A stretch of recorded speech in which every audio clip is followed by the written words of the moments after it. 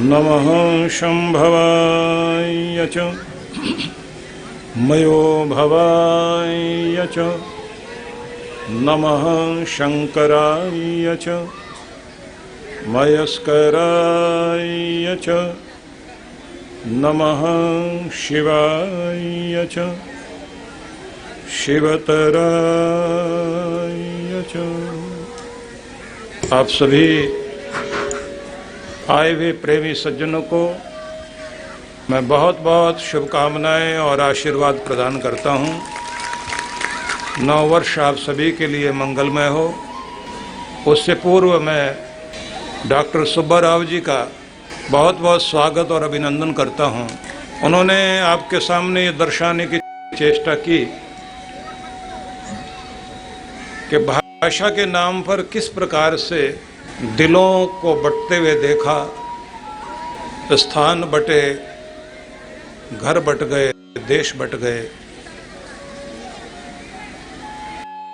और जोड़ने के लिए भाषा ही एक सुंदर माध्यम है। हम इस बात को जानें, 6 चीजें इंसान को जोड़ती हैं: भाषा, भूषा, भोजन, भजन, भाव। जिस तरह की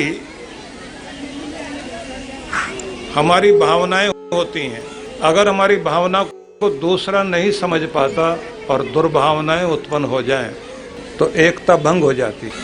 सारे झगड़े ही गलत फहमियों के हैं। दूसरा झगड़ा इस बात का भी होता है कि हमारी इनकी भाषा नहीं मिलती, ये अलग हम अलग। तीसरी चीज आती है, लोग कहते हैं इनका और हमारा खान पान नहीं मिलता, इनका भोजन अलग, हमारा भोजन अलग। भोजन भी आदमी को बांट देता है। एक तीसरी चीज भी है, जहां भाव से हम, भावना हमें जोड़ती है, भावना ही तोड़ती है। भाषा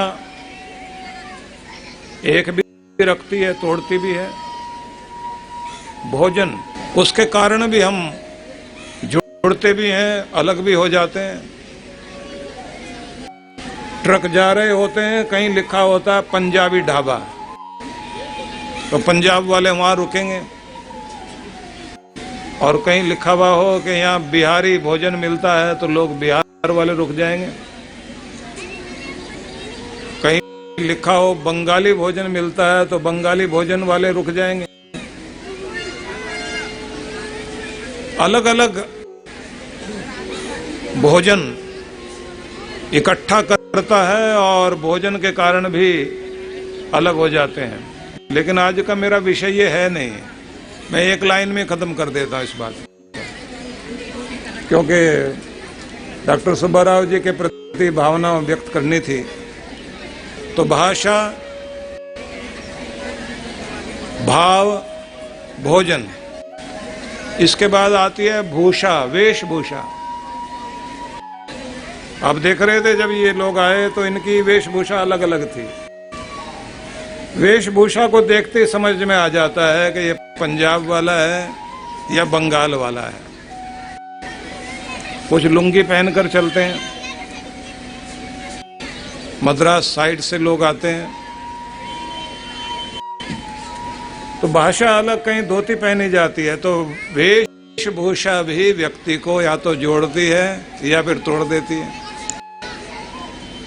इसलिए पढ़ाते समय इस बात का ध्यान रखा जाता है कि स्कूलों में एक वेशभूषा होनी चाहिए, एक वर्दी होनी चाहिए। गरीब अमीर का भेद मिटाओ, तब जाके काम चलेगा। अगली बात भी कर देते हैं, क्योंकि एक लाइन में पूरी बात कहनी है ना, टाइम ही नहीं रह गया है, और नाच कूदने में ज्यादा टाइम लग गया। पर आज क्योंकि नाच कूदने का भी दिन था ना, तो भाषा, भूषा, भोजन, भजन। अब भजन की बात कर लीजिए। अगर भजन का प्रकार अलग अलग है, इनकी पूजा पद्धति अलग, हमारी पूजा पद्धति अलग, ये ऐसी पूजा नहीं करते। कोई नमाज पढ़ता है, कोई चर्च में जाता है, कोई शिवालय में जाएगा। अलग अलग तरह की पूजा पद्धतियां भी इंसान को बांटती हैं। भाषा, भूषा, भोजन, भजन, भाव, तो सार में इतना ही कह देता हूं कि अगर एक होना है तो ये सारे एक ही हों तो काम चल सकता है। तो बहुत अच्छा प्रयास है हमारे डॉक्टर सुब्बा राव जी का, और हम लोगों को तो जो विषय दिया जाए फिर उस पे बोलने लग जाते हैं, पर आज का विषय तो ये नहीं है। आज का विषय हमारा है पीले फूलों पर पड़ी हुई ओस, रात्रि में जगमगाते हुए जुगनों और तारों से भरी हुई आकाश की तारावलियां, उड़ते पंछी, सुबह का अधखिला सूरज, बगीचे में महकते हुए फूल, झगड़ते हुए मैना और चहचहाती हुई गौरैया, कूकती कोयल, टपकते हुए फल, विशाल हरा दूर तक फैला हुआ पहाड़, सफेद दूधिया पानी और गिरते हुए झरने, प्रकृति अपनी पूरी सुंदरता को लेकर नव वर्ष का स्वागत कर रही है। वो नव वर्ष आपके भी जीवन में सौंदर्य बनकर उभरे, आप सबका जीवन आनंदमय हो। बहुत बहुत मंगल कामना करता हूँ। जिनके जीवन में बहुत सारी खुशियों का अभाव आ गया है, भगवान कृपा करे कि उनको बहुत सारी खुशियाँ मिलें। जिनकी आंखों में आंसू भरे हुए हैं उनके आंसू सूख जाएं, चेहरे पर मुस्कान खिलने लग जाए। जो बीमारी से ग्रस्त हैं स्वस्थ हों, सशक्त हों और ऊंचे आसमान की तरफ अपना रुख करके अपने लक्ष्यों को प्राप्त करें। जो पढ़ना चाहते हैं उन बच्चों को भगवान विद्या दे।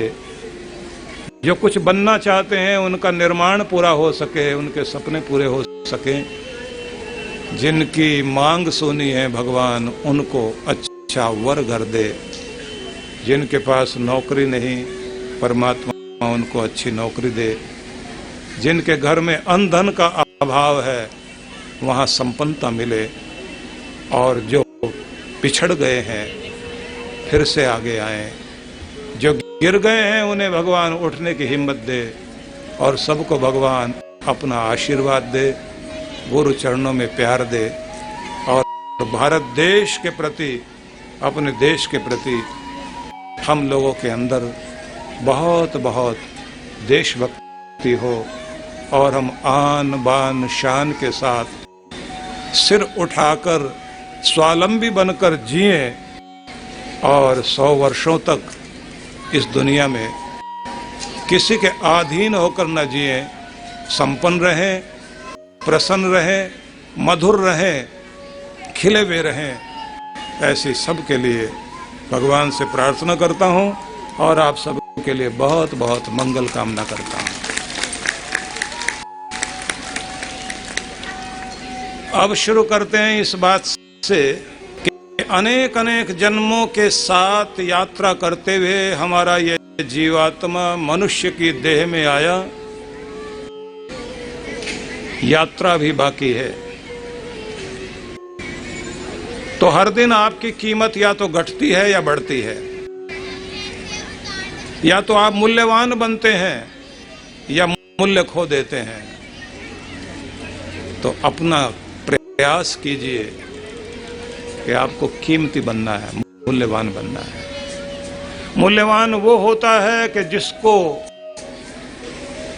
किसी के सहारे की जरूरत नहीं पड़ती, जो सहारा देना जानता है, सहारा मांगना नहीं जानता, जो सहयोगी बनकर जीता है, सहयोग की कामना नहीं करता, जिस आदमी को हाथ फैलाने की आदत नहीं, बांटने की आदत है, जिसे रोने की आदत नहीं, परमात्मा के दिए हुए हर फल को जो श्रद्धा से स्वीकार करके धन्यवाद करना जानता है, समझ लेना वही परमात्मा का कृपा पात्र बनता है। इसलिए याद रखिए, आज से आप अपने आप को और श्रेष्ठ और बेटर और बेहतर बनाने की चेष्टा में आगे बढ़ेंगे। नया वर्ष आया है, सब कुछ नया है, ऋतुएं नई हैं, और आज जैसा हमने मांगा था भगवान से कि नए वर्ष की शुरुआत स्वर्णिम दिन से करना भगवान, कोहरा नहीं होना चाहिए, ठंडक भी नहीं होनी चाहिए, आपके बहुत सारे लाडले दूर दूर से चल करके आएंगे, उन सबको बहुत अच्छे से बैठने का मौका देना, और जैसी सुंदर धूप खिलाए वैसी धूप इनके भाग्य की भी खिला देना। तो ऐसा ही परमात्मा ने कृपा की। इसलिए इस समय हम सबसे पहले इस बात पर ध्यान देंगे कि सारे संसार में तारों से लेकर एक छोटे कण तक एक शक्ति, जिसे विश्व शक्ति कहती हैं, वो चारों तरफ फैली हुई है। वही विश्व शक्ति परिवर्तन देती है, वही नदियों के द्वारा बहती हुई और हवा के द्वारा प्राण वायु बनकर सबके जीवन में प्रवेश करती दिखाई देती है। वही विश्व शक्ति है जो आपके अंदर विकास लाती है, वही विश्व शक्ति है जो आपके हृदय को धड़काती है, वही विश्व शक्ति है जो इन फूलों को खिलने के लिए मजबूर करती है।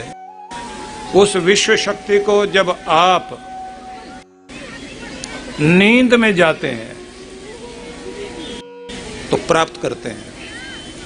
आपके समस्त कोशों का, कोशिकाओं का, सेल्स का पुनर्निर्माण होता है, और एक नई शक्ति लेकर हर दिन आप जागते हैं।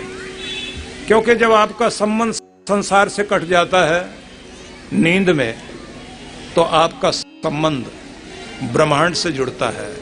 ब्रह्मांड में फैली हुई ये विश्व शक्ति आपसे संबंधित हो जाती है, और उसी के साथ आप चार्ज होने शुरू हो जाते हैं। आपके शरीर को नया किया जाता है, आपके प्राणों को नया कर दिया जाता है, आपके थके हुए मन को नया कर दिया जाता है, आपकी बुद्धि फिर से नया सोचने के लिए तत्पर हो जाती है, आपकी आत्मा को एक नई शक्ति दी जाती है।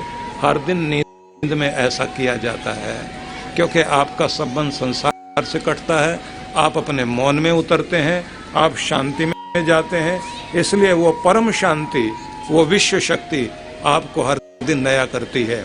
जैसे ही आप ध्यान में जाते हैं, तो जो नींद में 10% शक्ति मिली थी, वही 50% शक्ति ध्यान के द्वारा आपको प्राप्त होने लग जाती है। जैसे ही आप समाधि में जाते हैं, तो 100% शक्ति आपको विश्व के द्वारा, ब्रह्मांड के द्वारा, उस परमात्मा विश्व आत्मा के द्वारा प्रदान की जाती है। इसलिए आज से हम ये समझेंगे, अगर हमें अपने आप को प्राणवान बनाना है और बलिष्ठ आत्मा के साथ संसार की यात्रा में आगे बढ़ना है, तो अपने आप को उससे जोड़ने की कोशिश करनी चाहिए जिसने इस सारे संसार को बनाया है। उससे जुड़ने के लिए माध्यम है प्रार्थना, माध्यम है कीर्तन, माध्यम है भजन, माध्यम है पूजा, माध्यम है यज्ञ, माध्यम हो सकता है कुछ भी ऐसा जहां आप इस संसार को भूलकर संसार के मालिक को याद करते हैं, अपने आप को खो देते हैं, तो उसके दर्शन होने शुरू हो जाते हैं। इसलिए ध्यान रख लीजिए, आपको संसार से थोड़ी देर के लिए विरक्त होकर परम सत्ता के साथ जुड़ने की आदत डालनी है। भले ही प्राणायाम पूर्वक आप थोड़ी देर के लिए ध्यान करें, या किसी नाद के द्वारा आप मन टिकाकर एकाग्रता धारण करें और उसके साथ आप भगवान से जुड़ें, या पूजा करते करते आप परमात्मा के प्रेम में खो जाएं और आपका ध्यान परमात्मा से जुड़ जाए और संसार आपको विस्मृत हो जाए, भूल जाए। किसी भी तरह से अपने आप को इस संसार से भुलाइए, पास्ट से दूर कीजिए, फ्यूचर के सपने देखना छोड़िए, थोड़ी देर के लिए एकदम शांत सहज होकर विश्व शक्ति से जुड़िए। आप वो बन जाएंगे जो बनना चाहते हैं, आपको वो मिल जाएगा जो आप पाना चाहते हैं, आप वहां पहुंच जाएंगे जहां आप पहुंचने के इच्छुक हैं। इसलिए उससे मांगिए, जो देगा जताएगा नहीं, देते हुए के जिसके हाथ नहीं दिखाई देंगे, लेकिन झोली में गिरा हुआ धन माल जरूर दिखाई देगा। उस प्यारे से संबंध जोड़िए। देता सबको है, बरता सबको है। उस प्यारे से जुड़ने का माध्यम भगवान जब बहुत कृपा करता है तो व्यक्ति के जीवन में गुरु देता है, और जब गुरु मिल जाता है तो फिर परमात्मा का रास्ता भी मिल जाता है। इसलिए अपने आप को पहले गुरु से जोड़िए। जब गुरु से आप जुड़ जाते हैं तो फिर गुरु आपको सबसे पहले ये कहता है, अपने अनुशासन में बंधना सीखो। अनुशासन वाला व्यक्ति वो होता है जो खुद का दुश्मन नहीं होता, खुद को प्यार करना जानता है। जो खुद का दुश्मन है वो कुछ भी खाएगा, वो कैसे भी रहेगा। खुद का दुश्मन जो होगा आलसी बन जाएगा। ठंडी ठंडी शरद हवा जैसे सुबह चलती है और बिस्तर पर लेटे लेटे अलार्म सुनते हैं, और इधर से कोई फोन भी आ जाए कि उठ जाओ, आलसी आदमी कहता मत ढूंढो मुझे इस दुनिया की तन्हाई में, मत ढूंढो मुझे इस दुनिया की तन्हाई में, ठंड बहुत है, बहुत मजा है अपनी रजाई में। वो अपने रजाई में बैठा रहेगा, हिलना नहीं चाहता, कविता निकल जाएगी उसके अंदर से। जिस आदमी के जीवन में अनुशासन आ गया, बिस्तर में जीतना सीखेगा। सबसे पहले रजाई को लात मार कर फेंकेगा और कहेगा सूर्य आ गया है, नया दिन आ गया है, स्वागत करने के लिए चलूं। देव शक्तियां ब्रह्मांड में चारों तरफ फैली हुई हैं। नई ऊर्जा लेकर सपनों को पूरा करने के लिए, वरदान देने के लिए झोलियां भरने का समय आ गया।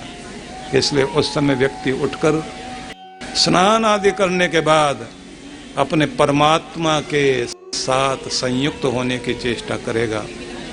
और ऐसा व्यक्ति सबसे पहले उसकी कोशिश होती है, क्योंकि गुरु ये समझाते हैं, अगर आप अपने ध्यान की तरफ जाना चाहते हैं तो गुरु सबसे पहले ये समझाते हैं, अनुशासन को अपनाना। अनुशासन कहता है स्वयं को प्यार करना सीखें। आपके अंदर बहता हुआ अनंत प्रेम सारी दुनिया को प्रेम की नदी बहा सकता है। और अगर आप खुद ही सूखे रेगिस्तान मरुस्थल बनकर बैठ गए तो सूखा हुआ, जला हुआ, भुना हुआ, दुखी आदमी चारों तरफ दुख फैलाता रहता है, नेगेटिविटी उसके अंदर से निकलती रहती है। इसलिए सबसे पहले आप खुद को सम्मान देना सीख जाइए। तो जो आपका अपमान करते थे और आपकी बेइज्जती करते थे, अगर खुद को सम्मान दोगे तो आप सम्मानित होने शुरू हो जाएंगे, और जो आपका अपमान करते थे वो दूर भागने शुरू हो जाएंगे, और जो आपको मान देना जानते हैं वो आपके नजदीक होना शुरू हो जाएंगे। इसलिए उनका जमघट आपकी तरफ आना शुरू हो जाएगा जो आपको आगे बढ़ाना चाहते हैं। और अगर आप खुद को कोसना शुरू करोगे तो आपको कोसने वाले चारों तरफ खड़े हो जाएंगे। सब कहेंगे मनुष्य आदमी है और इस आदमी से कोई उम्मीद नहीं की जा सकती। इसलिए स्नान आदि करने के बाद एक क्रिया जरूर करना, 40 दिन अभ्यास करके देखना कि जब आप सुबह उठ जाते हैं स्नान आदि करने के बाद, अपने शीशे में अपने आप को, अपने बाल संवारते हुए, अपने चेहरे को चमकाते हुए, अपने शीशे में अपनी आंखों को देखते हुए आंखों में आंखें डालना और अपने आप को, अपनी छवि को देखकर कहना, मैं तुम्हें पसंद करता हूँ, तुम जैसे भी हो बहुत प्यारे हो, अपने माँ बाप के बहुत लाडले रहे हो, अब भी प्यारे हो, और तुम्हें अपने गुरु का प्यारा भी बनना है, अपने भगवान का प्यारा भी बनना है। मरने के बाद नहीं, मरने के बाद प्यारा नहीं बनना। राम प्यारे हो जाएं, राम प्यारी हो जाएं। अभी हमें अपने गुरु का प्यारा बनना है, अपने भगवान का प्यारा बनना है। मैं खुद को पसंद करता हूँ, मैं अपनी योग्यता और क्षमता को और बढ़ाऊंगा जिससे सबका पसंदीदा बन जाऊं, सब मुझे पसंद करें, मैं अच्छा हूँ। और अच्छा होने की दिशा में चल रहा हूँ, मैं मधुर हूँ और मधुर होने की दिशा में चल रहा हूँ। मैं अपना ध्यान रखूँगा, अपने वस्त्रों का भी, अपने पहनावे का, अपने खान पान का, अपने रहन सहन का, अपनी बोलचाल का, अपने विचारों का स्वागत करूँगा। और ध्यान रखिए, आप वहीं खड़े होते हैं जहाँ आपके विचार होते हैं। आप वैसे ही बन जाते हैं जैसी आपकी सोच होती है। इसलिए आपके पास प्रबल विचार मस्तिष्क में आने चाहिए, क्योंकि आप प्रबलता को पसंद करते हैं, आप ऊंचाई को पसंद करते हैं। इसलिए घटिया विचारों को कभी जगह मत देना, क्योंकि घटिया विचार आपको बहुत घटिया बना देंगे, घटिया विचार आपको नीचे खड़ा कर देंगे। इसलिए उन विचारों को अपने अंदर आने दीजिए जो आपको शिखर तक पहुंचा सके। इसलिए गुरु के विचारों के साथ अपने मन को जोड़िए, तब आपके अंदर ऊंचाई आएगी। और ध्यान रखिए, इस बात को भूल जाना है नए वर्ष में कि आपके पास क्या नहीं है। भूल जाइए कि आपके पास क्या कम है, क्या कमी है। भूल जाइए कि आप किस चीज में पीछे हैं। भूल जाइए दुनिया बहुत आगे बढ़ गई। भूल जाओ इस बात को कि आप के पास ये होता तो कितना अच्छा होता। बस एक ही बात सोचनी है कि जो आपके पास है, जो टैलेंट, जो साधन, जो शक्ति, जो समय, वर्तमान में जो कुछ आपके पास है, उससे बेहतर कैसे बना जा सकता है, उसका उपयोग करके आसमान कैसे छुआ जा सकता है, उसका प्रयोग करके आप किस प्रकार से परमात्मा के लाडले बन सकते हैं। बस उसी पूंजी को इस्तेमाल करिए और आप देखिए जो आपने खोया है वो भी वापस आ जाएगा, और जो आप पाना चाहते हैं उससे भी कहीं अधिक आपको मिल जाएगा। पिछले दिनों मैंने एक उदाहरण दिया था जिसका सार आपके सामने कहना चाहता हूं कि द्रौपदी 12 वर्षों का तप करते हुए वन में एक पर्ण कुटिया में बैठी थी जब भगवान श्री कृष्ण मिलने के लिए आए। और उसके पास उस समय न सब्जी, शाक पात कुछ भी नहीं, केवल मात्र चावल। और उसके परिवार के लोग वहां नहीं थे, वो वन में गए हुए। कृष्ण भगवान का स्वागत करना है तो उसने अपनी दीनता प्रकट नहीं की। अपने उसी चावल से 36 प्रकार के व्यंजन बनाकर कृष्ण भगवान का स्वागत किया और आशीर्वाद पाया अन्नपूर्णा का। आपके घर में जो कुछ है, आपके पास जो गुण है, उसी को इस खूबी से प्रयोग करो कि उसी से अपने भगवान को प्रसन्न किया जा सके और आप सर्व पूज्य हो सके। काश ये होता, वो होता और मैं ये करता, नहीं। जो है उससे बेहतर कैसे किया जा सकता है। तो नए वर्ष में आप ये प्लान बनाइए और ये ध्यान रख लीजिए, कम आंच,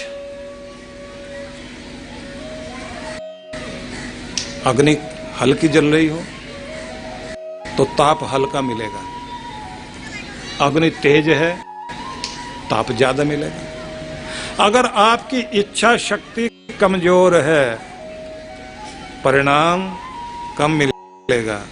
इच्छा शक्ति में गर्मी ज्यादा है तो फिर उसका परिणाम रिजल्ट भी बहुत अच्छा मिलेगा। इसलिए अपनी जो भी कुछ पाना चाहते हैं उसकी दृढ़ इच्छा शक्ति बनाओ, तीव्र इच्छा शक्ति, प्रबल इच्छा शक्ति। पाना ही है, लेना ही है, मिलना ही है, मिलेगा, जरूर मिलेगा। अगर ये आपकी दृढ़ इच्छा शक्ति जागृत हो गई तो उससे प्रबल जोश पैदा होगा।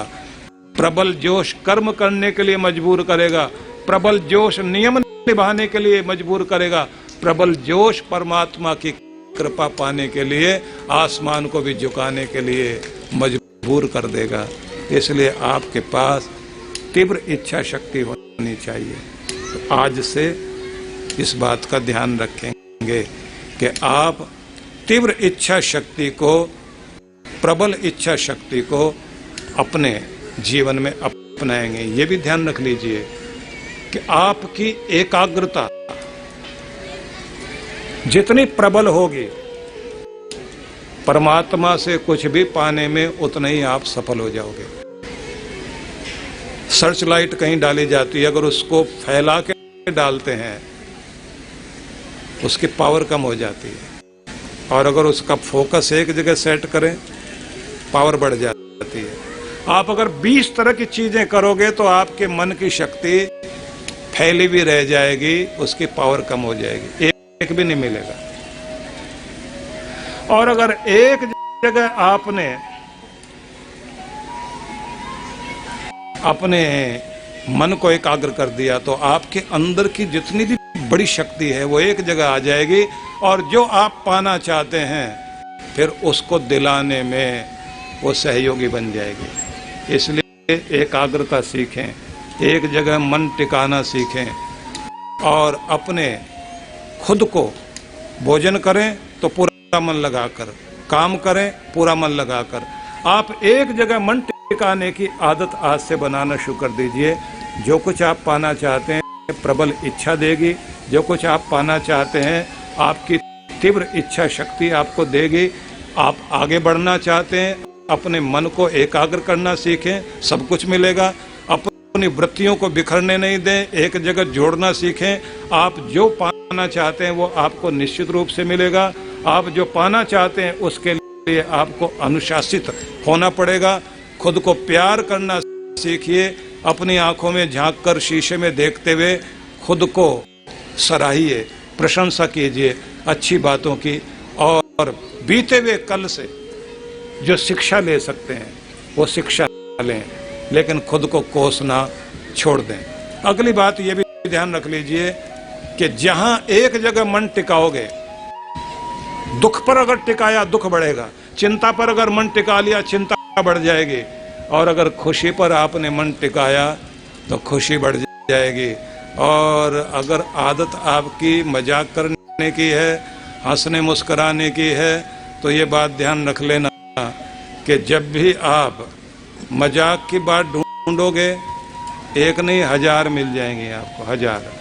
बच्चे क्लास में पढ़ रहे हैं और टीचर ने कहा माय टीचर पर ऐसे लिखो, निबंध लिखो।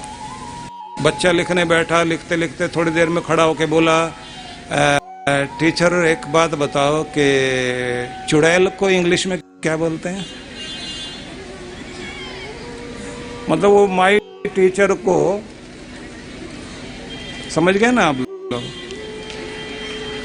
लेकिन टीचर तो सबके जीवन में जरूरी है। अगर कोच नहीं है आपके जीवन में तो आप कुछ भी नहीं बन सकते। तो सबसे पहले अपने कोच को मान देना सीख जाइए। अगर आप अपने टीचर को मान देना सीख जाएंगे और अपनी पुस्तक को भी माथे से लगाना सीख जाएंगे तो विद्या आपके लिए आसान हो जाएगी, जिंदगी आसान हो जाएगी। और यदि मजाक में कभी कुछ बोल देते हैं वो बात अलग हो सकती है, लेकिन अपमान नहीं करना। तो आज से प्रणाम करो अपने टीचरों को। पहली टीचर माँ, फिर पिता जिसने भाषा सिखाई, अलग भाषा सिखाई, रोजी रोटी कमाना सिखाया, उन सभी टीचरों को, उन सभी शिक्षकों को सम्मान दीजिए। और अगली खास बात, छोटे छोटे कदम चलते चलते बड़ी मंजिल मिलती है। एक दिन में आसमान कोई नहीं छू सकता। अगर कोई संगीतकार एक दिन में ही बहुत सम्मानित हो जाता है, पता लगता है कि उसके पीछे उसके 20 साल की साधना थी। अगर कोई धावक मैदान में जाकर बहुत सारे अपने प्रतिधावकों को पिछाड़ दे और एक ही बार में 5 मिनट भी नहीं लगते, 1-2 मिनट की प्रतियोगिता होती है दौड़ की, 1-2 मिनट में ही गोल्ड मेडल लेकर आता है तो पता चलता है कि इस बच्चे ने 5 साल लगातार मैदान में जाकर मेहनत की थी, एक एक दिन को प्रयोग किया था, इसलिए आज मेडल इसके गले में है। तो ऐसे ही आपको दिखाई नहीं देंगे उसके 5 साल, दिखाई देंगे 3 मिनट। सफलता 3 मिनट में ही आ जाएगी, लेकिन उसके लिए आपको 5 साल इसी तरह लगाने पड़ेंगे, लगातार कोशिश करनी पड़ेगी। अगर आप आलस्य छोड़कर रोज मेहनत करें तो क्या ऐसी चीज है जो आपको मिल नहीं सकती। इसलिए नए साल में आप लगातार मेहनत करेंगे, लगातार आप अपने बड़ों का सम्मान करेंगे। नए साल में आप सफल होने के लिए अपना एकाग्रता और फोकस को सेट करना सीखेंगे। नए साल में आप खुद को पसंद करना सीखेंगे, खुद को कोसेंगे नहीं। और नए साल में आप विश्व शक्ति को अपने अंदर जोड़ने के लिए अपने ध्यान में उतरने की चेष्टा करेंगे। नए साल में आप इस बात का भी ध्यान रखेंगे कि एक सौंदर्य बाहर बिखरा हुआ है पूरे संसार भर में, वैसे ही सौंदर्य आपके अंदर भी उतर आए। तो इसके लिए आपकी अपनी कल्पना शक्ति परमात्मा से जुड़ जाए, सृष्टि से जुड़ जाए, और उसमें आप कुछ खास देखना, जो मैं बता रहा हूं अभी। आप जो चाहते हैं उसकी एक फिल्म बनाओ अपने मन में। जैसे कोई आईएएस बनना चाहता है विद्यार्थी, तो उसे देखना है कि एक दिन मैं आईएएस ऑफिसर बन गया हूँ, लाल बत्ती वाली गाड़ी में बैठा हुआ हूँ, सैल्यूट करने वाले ऑफिसर पुलिस वाले पास में हैं, हुक्म चलाने के लिए मैं खड़ा हुआ हूँ, एक अच्छे से ऑफिस में हूँ और वहाँ से मैं बहुत कुछ दुनिया को दे रहा हूँ। मेरे द्वारा प्रशासन में बहुत बड़ा सुधार हो रहा है, मेरे माँ बाप मुझे बहुत सम्मान दे रहे हैं, मेरे घर के लोग और रिश्तेदार भी मुझे सराह रहे हैं, और मैं अपने आप को वहाँ खड़ा हुआ देख रहा हूँ। कितनी बड़ी खुशी मेरे जीवन में आ गई है। उसे महसूस करते हुए आप परमात्मा का ध्यान करना और कहना, तू रहीम है, तू करीम है, तू करुणा कर है, तू करुणा सिंधु है, तू दयालु है, सबका दाता है, पतित पावन है। हे मेरे पिता परमात्मा, मैं तेरे शरण में हूँ और तेरे दर पर आकर तेरा बच्चा एक चीज मांगता है, वो जो सपना मैंने अभी देखा है अपने मन में, उस सपने को तुम्हें अर्पित करता हूँ। परमात्मा सब कुछ तुझसे ही पाया है, अब तक भी बहुत कुछ मिला है, उसके लिए आभारी हूँ, और ये सपना अपना पूरा होता हुआ देख रहा हूँ। तेरी कृपा से सब कुछ मिला है, तेरे यहाँ देर लग सकती है, अंधेर नहीं होता, और तू सब कुछ देने वाला है, इसलिए तेरे यहाँ कोई कंजूसी की भी बात नहीं है। मैं अपने आप को, अपने जीवन को तुम्हें समर्पित करते हुए अपनी ज़िंदगी को इस ऊंचाई पर देखना चाहता हूँ। आप मुझ पर कृपा कीजिए। और फिर वैसा अनुभव करते हुए आप हाथ जोड़ के भगवान को प्रणाम करना, और 24 घंटे में आपका अवचेतन मन, अनकॉन्शियस माइंड, आपकी प्रार्थना को, आपके पढ़े हुए को, आपके कहे हुए को डाउनलोड करता है। सवेरे फिर वैसे ही बोलना 24 घंटे बीतते ही, और दिन में 3 बार इसी बात को, इसी सपने को देख लेना, और फिर दिन में सिर्फ 1 बार इसे याद करना है। 1 हफ्ते तक ऐसे याद करके फिर छोड़ देना। 1 हफ्ते के बाद फिर सवेरे एक दिन बहुत प्यार में आकर उस सपने को देखना, और परमात्मा की कृपा मेरी तरफ आ रही है इसको अनुभव करना। और उसके बाद फिर आप बीच बीच में याद कर लें, लेकिन दबाव ना डालें दिमाग में, और मन में शंका ना रखें, भरोसा पूरा रखें। एक दिन आप देखोगे आपका सपना पूरा होगा। मैंने ऐसे ही 1 महीना पहले 9 वर्ष के लिए आपके लिए ऐसा ही देखा था कि ऐसे ही डॉक्टर सुब्बाराव जी बैठे हुए होंगे, ऐसे ही आप लोग बैठे हुए होंगे, ऐसे बच्चे कार्यक्रम कर रहे होंगे, ऐसे इतने सारे लोग आए हुए होंगे। इधर भगवान का दर और उधर लक्ष्मी माता का स्थान, उधर कल्प वृक्ष से आती हुई किरणें और इधर यज्ञ की धूम से मिलता हुआ आशीर्वाद। इस बीच में सारे बैठे हुए होंगे और इस तरह कार्यक्रम चलेगा। उसके बाद दिमाग में एक शब्द चल रहा था, देर हो जाएगी, प्रोग्राम में देर हो जाएगी। और पता नहीं मैं ये क्यों सोच रहा था। और फिर मैं कह रहा था 3 तो बज ही जाएंगे, और बज गए। तो ये बहुत गड़बड़ होती है, आप ध्यान रख लेना। अगर मैं ये कहता 2 बज जाएंगे, 2 तो बज ही जाएंगे, तो 2 ही बजते, फिर 3 नहीं बजते।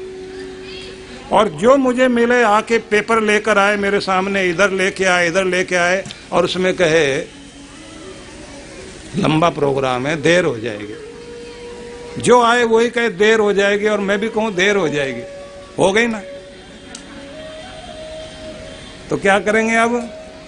देर नहीं होगी, मतलब ठीक टाइम पर कार्यक्रम संपन्न होगा 2 बजे। जब ये कहोगे तो ठीक 2 बजे संपन्न होगा, ये ध्यान रख लेना। क्योंकि आपकी घड़ी गड़बड़ कर सकती है, उसकी घड़ी कभी गड़बड़ नहीं करती। जो मांगना चाहते हो वो देगा। अब अगली बात जरूरी, भगवान से सब कुछ पाने के लिए प्रार्थना करनी चाहिए। जीवे में शरद शतम, 100 वर्षों तक जिए। पश्येम शरद शतम, 100 वर्षों तक देखते हुए जिए। प्रब्रवाम शरद शतम, बोलते हुए। 92 वर्ष की उम्र में अच्छा गा रहे थे, और आवाज जब गुजरात वाली ट्यून इन्होंने सुनानी शुरू की, उस धुन में तो ऐसी इन्होंने लहर ली, पूरा दिखाई दे रहा था गुजरात हमारे सामने आ गया। तो स्वास्थ्य अच्छा हो सके, इस पर काम करना हम सब ने।